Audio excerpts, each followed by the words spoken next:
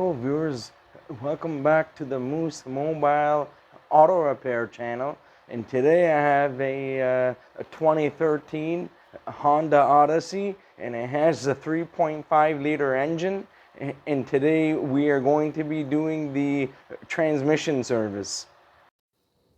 Now earlier I had this vehicle up in the air because I thought there was a wheel bearing issue.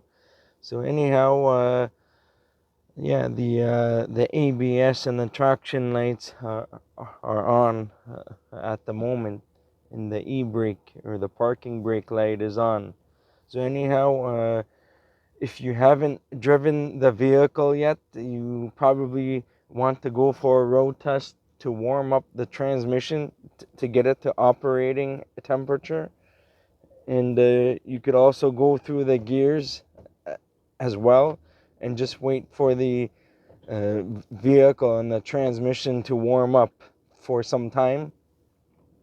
And then after it warms up, you can do a drain infill. Now, this vehicle has a 5-speed automatic transmission. Now, your vehicle may be equipped with either a 5-speed or a 6-speed automatic transmission, but the procedure is relatively the same. Now, this owner's manual is sealed, so I'm not going to open it up. So I'm just going to keep it that way. Usually I check on service information to see on what the procedures are. So I'll guide you guys through the procedures and go from there. So once you see the cooling fans come on, and then the vehicle is all warmed up, and then you can drain the transmission fluid. So now turn the vehicle off. Now the first thing you want to do before you drain this is to remove the dipstick, and then you're able to drain it after that. So if you have a look at the driver's side here, you'll see the drain plug for the transmission fluid. It's a 3/8 square, so you'll probably be needing a long square 3/8 ratchet, or you can use an adapter that goes from half drive to 3/8 on a half drive ratchet, and that will give you a little bit more leverage. So if you look here, you can see there's a 3/8 square. If you don't have a 3/8 long ratchet like this, you can use an adapter like this that goes from half drive to 3/8, and that works too. So now I'm just going to crack open the drain plug for the transmission.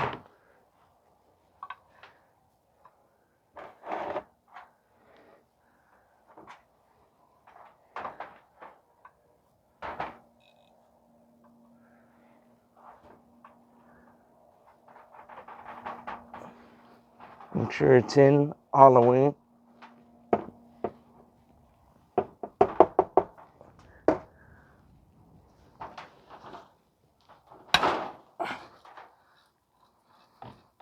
Now it's loose.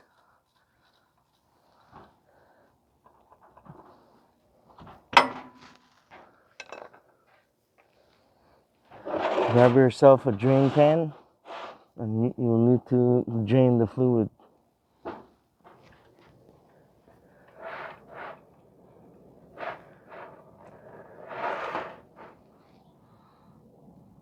Make sure you clean the magnetic particles on the plug.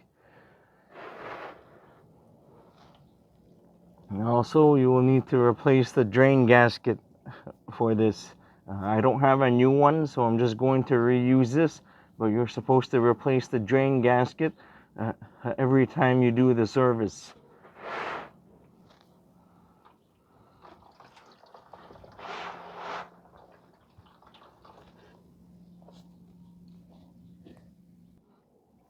So once you clean this and then replace the gasket, you can reinstall the drain plug. The drain plug is torqued to 36 foot-pounds.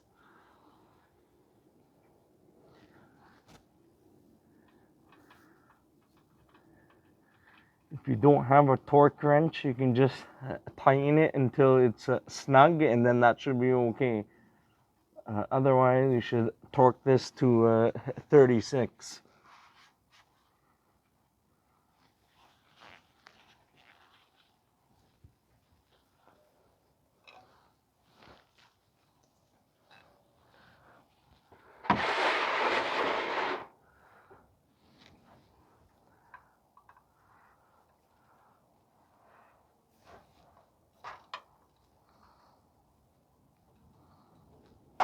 You don't want to over tighten this, otherwise it's going to crack and damage the transmission casing.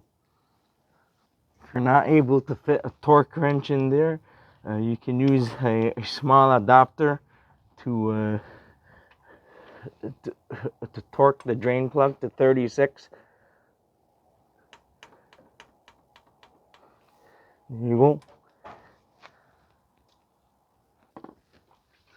Probably want to wipe and wash down the area. You don't want to have any fluid leaks here.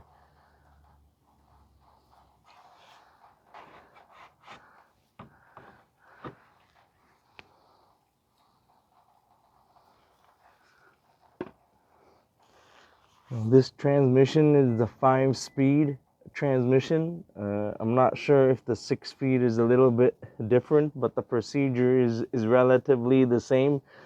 And just be careful that sometimes the drain plug will be close to the splash shield here and may get some transmission fluid inside the splash shield or skid plate. So make sure you wash down here as well if there's any spill. Now I measured the old fluid and I got roughly 2.5 liters. The service information states around 3.1 to 3.4 liters. I think I'll put the information on the screen for you. So this is the old fluid. Now on service information, it says you need to open up the fill bolt at the very back here, but I'm not going to be doing that today. I'm just gonna be installing a very thin funnel through the dipstick tube, and then I'm going to fill it up that way. I'm using the 9-circle 4-piece funnel kit, and this works very well for Honda vehicles.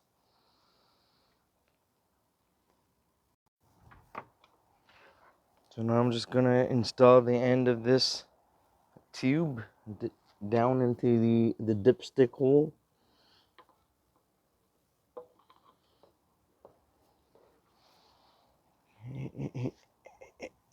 And you may need to adjust the funnel afterwards. Now I'm going to be using the Valvoline Max Life transmission fluid. I've been using this for a very long time, and I haven't had a single problem. So I'm going to be using this. And if you don't want to use this stuff, you can just go to the Honda dealership and just get the DW1 transmission fluid. I'm going to be putting roughly around 3.25 liters, and then after I'm going to go for a road test and have a look at the fluid level.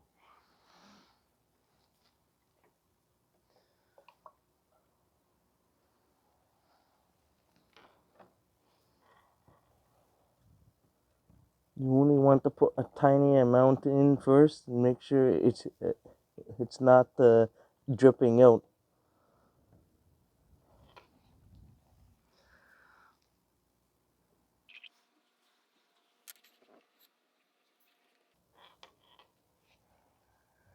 Now it may take a long time for the fluid to go down, but I don't like giving myself extra work by opening the fill bolt at the back. So I just do it this way, and I believe that a majority of technicians, they do it this way as well.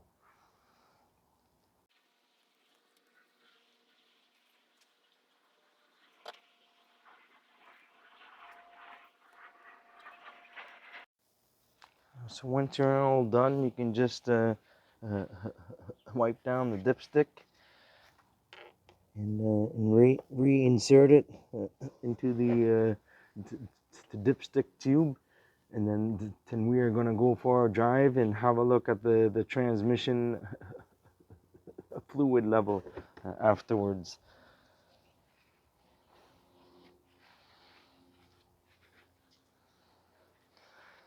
Usually after the road test, the fluid should be in between the lower and the upper marks, and where the word hot is. So as long as you have it in between there, and then it should be okay. So I just came back from a road test. I drove it for a little while. So on Honda vehicles, you need to make sure that the vehicle is off when you are checking the transmission fluid. On other vehicles, or on most vehicles, you have the engine idling either in park or in neutral, depending on the vehicle you are working on. But on Hondas, the vehicle has to be off. So I drove the vehicle a little bit, and now the fluid level is in between the lower and the upper marks for hot. I didn't drive the vehicle long enough for the fluid to expand, but it should be okay now.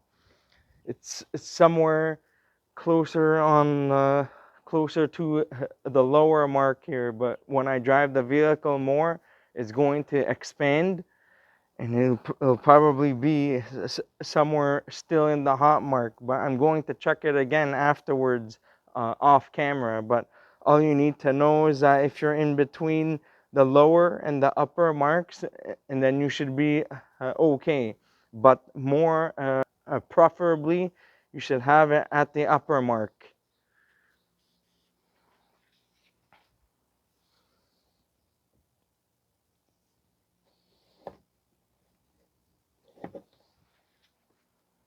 That's it for today. If you enjoyed this video and found it helpful, please don't forget to give it a like, and please consider subscribing to my channel if you're not already a subscriber, and I'll see you guys next time. Have a good day and take care.